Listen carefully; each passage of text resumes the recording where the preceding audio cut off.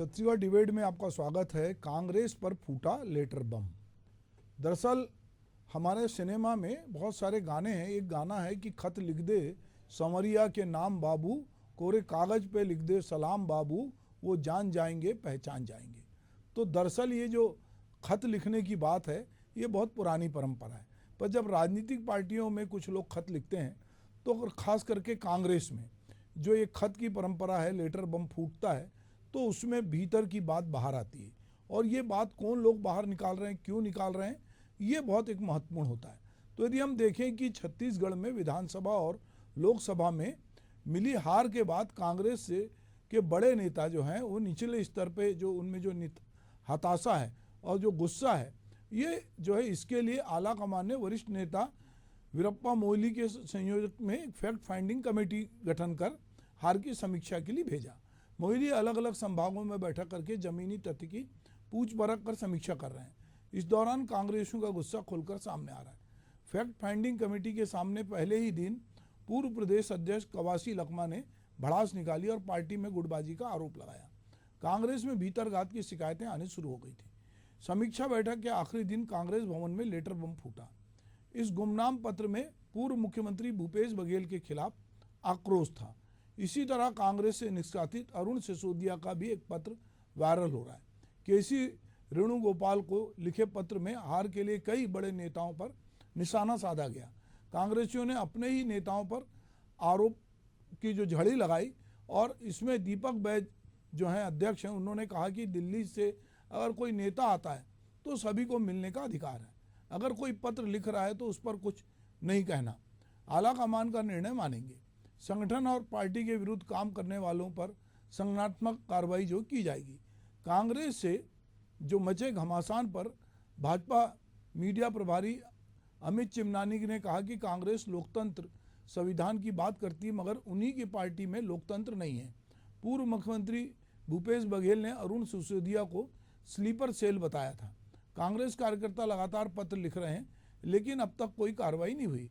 जो गांधी परिवार की चाटुकारिता करेगा और पैसे पहुंचाएगा उन पर कोई कार्रवाई नहीं होगी। अरुण सिसोदिया चाहे कि जितने भी पत्र लिखें, भूपेश बघेल पे कार्रवाई नहीं होगी। इस तरह की बातें भी कही गई है क्योंकि लोगों को लगता है कि भूपेश बघेल गांधी परिवार के नज़दीक हैं। और ये जो अरुण सिसोदिया का नाम आ रहा है ये पहली बार नहीं आया है, ये नाम इसके पहले भी इस तरह के पत्राचार हो गए और लोग कार्रवाई की बात करते हैं। पर हो सकता है कि कांग्रेस आला कमान इस मामले में थोड़ा सोच समझ के जो उसने फैक्ट फाइंडिंग कमेटी भेजा था वो उसके बाद बात करे। तो चलिए हम देखते हैं कि इस पे दीपक बैज जो हैं और अनिल चिमनानी जो है वो क्या कह रहे हैं। देखिए, मिलने का अधिकार, कोई दिल्ली से नेता आता है, मिलने का अधिकार सबको है, लेकिन विधिवत रूप से मिले मुझे तो जानकारी नहीं है। अगर व्यक्तिगत रूप से मिले हुए तो अलग बात है, पहला चीज़। दूसरी चीज़ कि चिट्ठी अगर लिख रहे हैं तो उनकी व्यक्तिगत स्वतंत्रता है, इस पे मुझे कुछ नहीं कहना है, लेकिन संगठन आने वाला समय में जो भी मार्गदर्शन देगा आला कमान, उसके आधार पर हम मजबूती के साथ काम करेंगे। कांग्रेस जो लोकतंत्र और संविधान की बात करती है, उनके दल के अंदर लोकतंत्र नहीं है। ये वही अरुण सिसोदिया हैं जिनको पूर्व मुख्यमंत्री भूपेश बघेल जी ने स्लीपर सेल का आदमी बताया था, जो आतंकवादी संगठनों के लोगों को कहा जाता है। कार्यकर्ता लगातार भूपेश बघेल के खिलाफ शिकायत कर रहे हैं, बड़े नेता भी बयानबाजी कर रहे हैं, लेटर लिखे जा रहे हैं, लेकिन लोकतंत्र होता तो कोई बात होती, कोई कार्रवाई होती।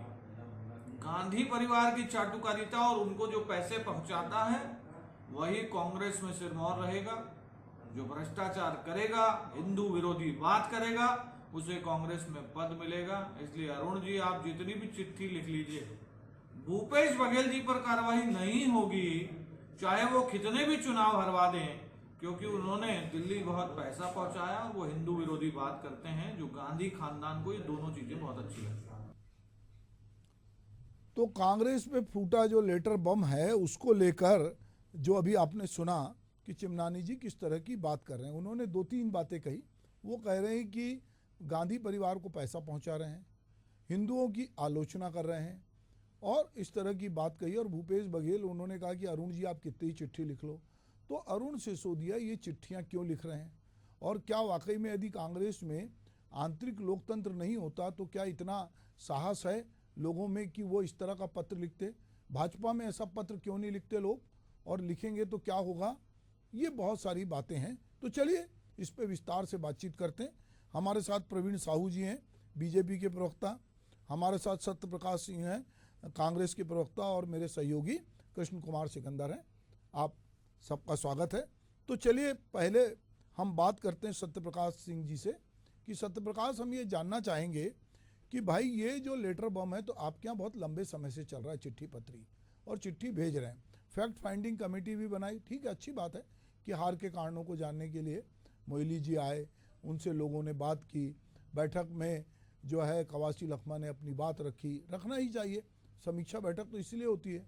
पर ये जो लेटर बम है जो बार बार कांग्रेस में कोई ना कोई लोग लिखते हैं, ये सब क्या है? और इसके पीछे जैसे कि भूपेश बघेल कह रहे हैं कि ये स्लीपर सेल है भाजपा का, और उधर कहीं ना कहीं भाजपा के लोग कह रहे हैं कि साहब ये इनकी ऊपर हाईकमान से साठगांठ है भूपेश बघेल की, इसलिए इनका कुछ नहीं बिगड़ेगा। देखिए सुभाष जी, जो लेटर वायरल हो रहा है, किसने लिखा, कब लिखा, कहाँ से जारी हुआ, उसकी कोई सत्यापन नहीं है कि प्रमाणित नहीं है कि किसने लिखा है। इसलिए मैं उस पर ज्यादा टिप्पणी नहीं करूंगा वो, क्योंकि देखिए जब हार हुई है तो बहुत सारे षड्यंत्रकारी लोग भी सामने आते हैं, बहुत सारे, चाहे विपक्ष में हो सकते हैं या इधर उधर भी हो सकते हैं। इससे मैं उस पर ज्यादा टिप्पणी नहीं करूंगा।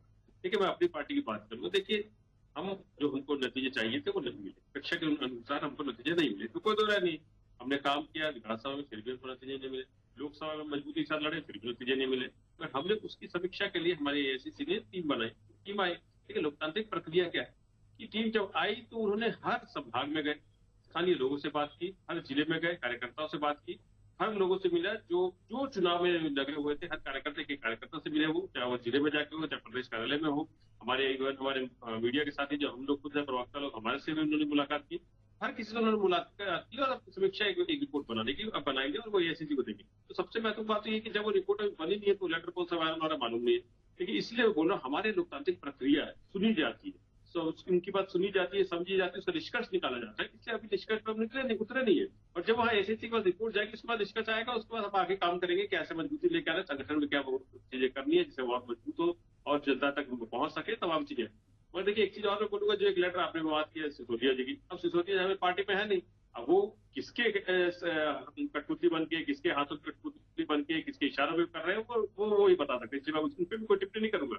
अपनी पार्टी की बात करूंगा कि हम एकजुट हैं, लेकिन एकजुट ही थे तभी आप लोकसभा में देखिए, चाहे वो विजय शर्मा जी का विधानसभा क्षेत्र हो या इनके दावा नेता केदार कश्यप का विधानसभा क्षेत्र हो, वहां पे हमको लीड मिली। हम एकजुट थे तभी तो, हम एकजुट थे तभी हमको विधानसभा में, हम देखिए 34-35 पे है। इनके ऐसी हालत नहीं है कि वो 12-14 जो इनकी 2018 में हालत है। और इनका अगर 2018 का याद कीजिए आप सुभाष जी, आप इतने वरिष्ठ पत्रकार प्रदेश के, आपको याद होगा धर्मलाल कौशिक तक प्रदेश अध्यक्ष थे, उन्होंने सीधे तौर पर कार्यकर्ताओं पे फोन किया था चिट्ठी का, और 2 साल तक इन्होंने समीक्षा तक नहीं की थी। हमने तो चुनाव खत्म हुआ मुश्किल से 1 महीना नहीं हुआ, हमने समीक्षा शुरू कर दी है, और उस जो समीक्षा में निष्कर्ष निकलेगा उसको देखेंगे, आगे बढ़ेंगे। मगर पहले बात है कि बीजेपी अपने अंदर में देखे, सरकार ये चला रहे हैं मगर सरकार में क्या हालात है सबके सामने है। ब्रिजमोहन अग्रवाल जी कहाँ जा रहे हैं, उप चौधरी जी कहाँ जा रहे हैं, दोनों मुख्यमंत्री कहाँ जा रहे हैं, सबके सामने है।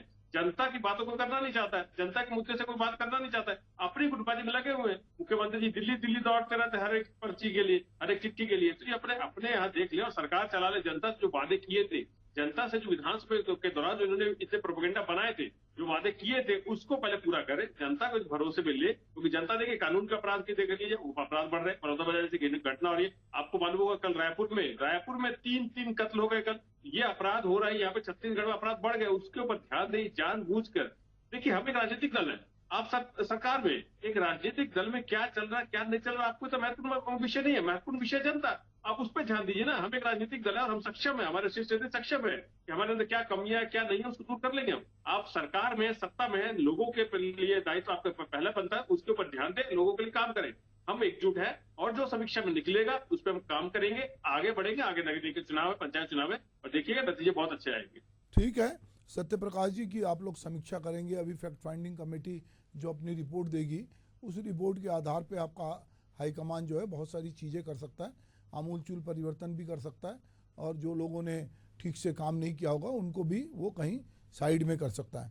प्रवीण साहू जी, अभी सत्यप्रकाश जी कह रहे थे कि जिन मुद्दों पर सरकार को ध्यान देना चाहिए, गुंडागर्दी बढ़ रही है, हत्या बढ़ रही है, बहुत सारी घटनाएं बढ़ रही हैं, तो वो भाजपा को अपने गिरेबान में झांकना चाहिए और वो कांग्रेस के भीतर की जो लड़ाई झगड़ा है उसको कहीं ना कहीं, वो ये इनका ये आरोप भी है कि वो जो प्रवक्ता हमने जिस आदमी को निलंबित कर दिया उसकी बात को हम क्यों नोटिस लें, पर भाजपा उसके मजे ले रही है। क्या कहना आपका? देखिए, सबसे पहले भारत माता की जय हो। जी छत्तीसगढ़ आपके सुपारी चैनल के सभी दर्शकों और आप समस्त स्टाइलिस्ट को नमस्कार। जी देखिए, जनता के सामने बार बार प्रदर्शित हो रहा है कि लगातार इनके अंतर्कलह है वो बार बार सतह पर आता है। चाहे मैं अगर पिछले 5 वर्षों की बात करूं, जिस प्रकार टी.एस. सिंहदेव जी के साथ इनका वाद विवाद चल रहा था वो जग जाहिर है। वर्तमान की अगर बात करूं तो देखिए, लोकसभा के तुरंत पहले देखते हैं कि भूपेश बघेल जी पूर्व मुख्यमंत्री है और कहते हैं कि लोकप्रिय नेता है। राजनांदगांव में जब रैली करते हैं तो मंच से कार्यकर्ता कहता है कि आपने कोई काम नहीं किया जनता के हित में, आप केवल 5 लोग से घिरे हुए थे और आपके कार्यकाल में केवल 4 से 5 लोग का भला हुआ है। उस व्यक्ति का नाम था सुरेंद्र दाऊ। और ये लोकतंत्र की बात कर रहे हैं, जब एक सामान्य कार्यकर्ता भरे मंच से मुख्यमंत्री, पूर्व मुख्यमंत्री के सामने बात करते हैं तो उसको पार्टी से निष्कासित कर दिया जाता है। अरुण सिसोदिया जी ने क्या विषय उठाया था कि सत्ता तो छोड़िए, आपने संगठन में भ्रष्टाचार करे था लगभग 5 से 6 करोड़ रुपए का, तो उस पर आज तक ये उत्तर नहीं दे पाए कि सत्ता तो छोड़िए, आपने अपने संगठन तक को आपने भ्रष्टाचार का अड्डा बना दिया। और मैं आपको बहुत सारे ऐसे वृत्तांत सुना सकता हूँ जहां पर इनके अंतर्कलह होता है। देखिए, मैं क्योंकि आज आप देखेंगे कि आजकल जो विषय चल रहा है, आदरणीय राहुल गांधी जिस प्रकार हिंदू समाज को गाली दे रहे हैं, मैं आपको बताना चाहता हूं कि आज से लगभग 4 से 5 महीने पूर्व, अगर मैं बात करूं या 6 महीने पूर्व बात करूं, इनके विधायक थे अनिता योगेन शर्मा, एक मंच से कहती थी कि भाई इस भारत को हिंदू राष्ट्र बनना चाहिए। जैसे ही हिंदू राष्ट्र के समर्थन में बयान आते हैं, पूरी पार्टी उनसे किनारा कर लेती है और आगामी विधानसभा के चुनाव में उनका टिकट काट दिया जाता है। छन्नी साहू जी जब विधायक थी तो अपने संगठन के विरुद्ध मुखर थी, लगातार सरकार को अपनी पीड़ा व्यक्त कराती थी। और इनका हाल देखिए कि सत्ता के रहते उन पर चाकू से हमला होता है। जयसिंह अग्रवाल इनके मंत्री रहते हैं और तत्कालीन प्रभारी पीएल पुनिया के खिलाफ लगातार शिकायतें करती है। देखिए, तो प्रभारी की स्थिति देखिए कि प्रभारी की बात को जो है ना मानते हुए प्रभारी को बदल दिया जाता है, लेकिन कद्दावर मंत्री अपने स्थान पर डटे रहते हैं। तो जनता जानती है कि केवल 5 वर्षों में केवल भ्रष्टाचार करते रहे। आपस में जब तक सत्ता थी केवल जो है मिलकर लूट कर रहे थे, जनता को जो है परेशान कर रहे थे। सत्ता जाने के बाद इनकी छटपटाहट देखिए, केवल एक दूसरे पर आरोप लगा रहे हैं। कवासी लखमा को जी की देखिए उटपुटांग बयान दे रहे हैं। अब तो निश्चित रूप से उनके बयान से ये प्रस्तुत हो गया कि इनके अंतर्कलह की पराकाष्ठा देखने को मिल रही है। मैं बात आपको बताना चाहता हूं कि देखिए, चरणदास महंत जी ने चुनाव के परिणाम के बाद क्या कहा। निश्चित रूप से किसी में वो क्षमता नहीं थी कि चुनाव जीत सके, केवल उनकी धर्मपत्नी में वो क्षमता थी कि चुनाव जीत सके, इसलिए जीत कराई। तो निश्चित रूप से बाकी कार्यकर्ताओं, बाकी प्रत्याशियों को उन्होंने अक्षम बता दिया। तो ये बार बार प्रदर्शित हो रहा है कि इनके यहाँ केवल घमासान मचा हुआ है और केवल सत्ता के लोभी है। सत्ता जब आपने प्राप्त की, 71 सीटें जब आपने प्राप्त की, इस प्रदेश के हित के लिए आपने कोई काम नहीं किया। और रही बात कानून व्यवस्था की आप बात कर रहे हैं, रायपुर राजधानी में एएसपी कार्यालय के नीचे 6 माह की बच्ची के साथ बलात्कार आपके कार्यकाल में होता है। आपके कार्यकाल में रायपुर के गुढ़ियारी क्षेत्र में एक व्यक्ति 16 साल की बालिका को गंडासा पकड़ के 1 घंटे तक घुमाता है और पुलिस जो है आंख मूंद कर बैठी रहती है। तो ये तो आप किया था। ऐसी परिस्थिति वर्तमान में प्रदेश में नहीं है। प्रदेश में वर्तमान में सुशासन की सरकार है, इसलिए प्रत्येक वर्ग जो है जो खुश है। मैं आपसे पूछना चाहता हूं कि आपके कार्यकाल में आपने क्यों युवाओं को इतना मजबूर कर दिया कि उनको नग्न होना पड़ा। पूरा देश आज जो है आपकी इस घटना का चर्चा आज तक करता आ रहा है। तो निश्चित रूप से ऐसी घटना विष्णुदेव जी के कार्यकाल में एक भी घटना देखने को नहीं मिलती। और लगातार हम बात करें तो देखिए, आप पूछ रहे थे कि हमारे नेता कहां जा रहे हैं। हमारे प्रत्येक कार्यकर्ता हो या नेता हो, वो विकास की गंगा बहाने जा रहे हैं, लगातार अपने क्षेत्र में कार्यरत है। अगर हम बात करें तो महतारियों के लिए, तो आप देखते हैं कि कल जो है 1 जुलाई को महतारी वंदन योजना के माध्यम से महिलाओं के खाते में पैसे पहुंच गए। प्रधानमंत्री आवास की राशि स्वीकृत हो चुकी है। मैं बात करूं किसानों की, जो हमारे अन्नदाता है, उनके लिए हमने 3100 प्रति क्विंटल की बात कही थी, वो हम दे रहे हैं। हमने 21 क्विंटल प्रति एकड़ की खरीदारी की बात की थी, हम वो करें। तो जो वादा हमने किया था वो हम निभा रहे हैं। और आने वाले जो 4.5 वर्ष जो हमें प्राप्त हुए, निश्चित रूप से हम बहुत सारे विकास के काम करेंगे। इनकी तरह आपस में लड़ते नहीं रहेंगे। जी, तो कांग्रेस की तरह आप लड़ेंगे नहीं, विकास के काम करेंगे।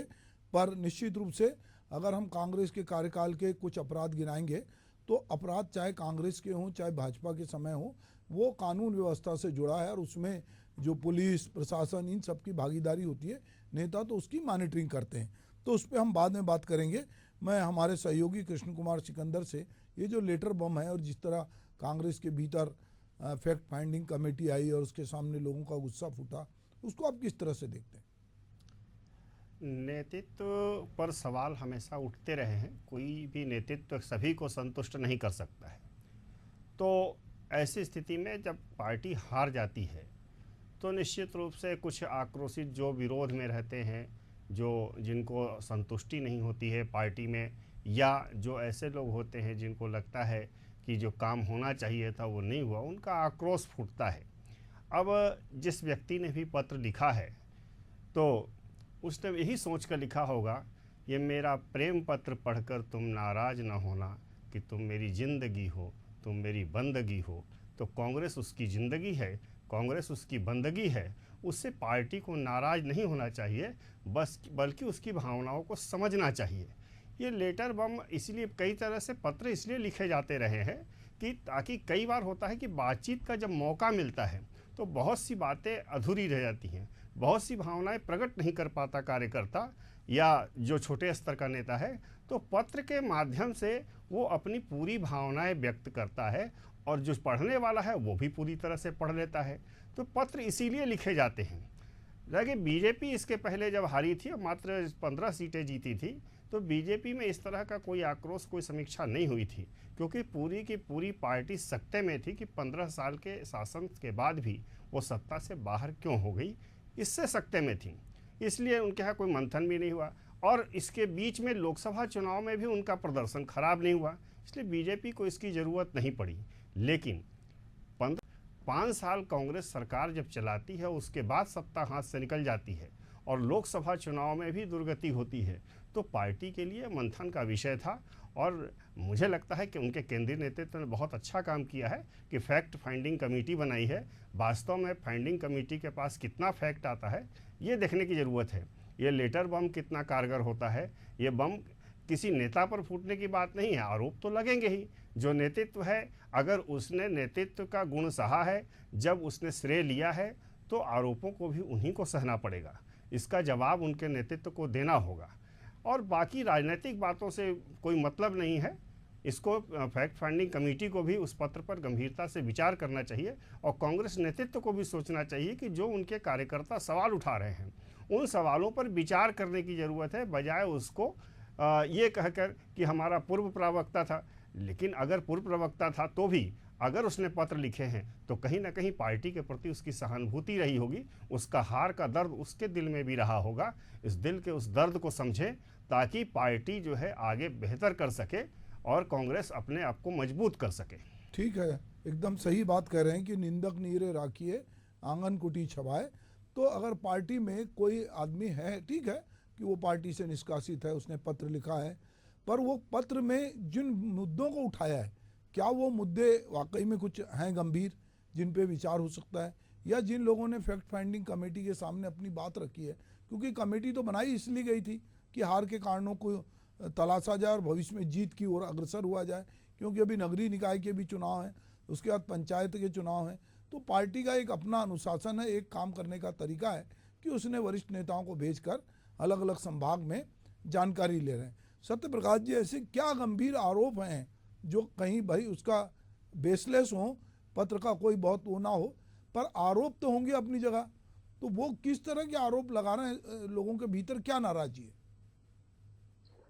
देखिए सुभाष जी, नाराजगी क्या है क्या नहीं, ये फैक्ट फाइंडिंग कमेटी जो आई है वो समीक्षा करेगी। नाराजगी किसी की नहीं है। देखिए, हर कोई निराश जरूर है मगर हताश नहीं।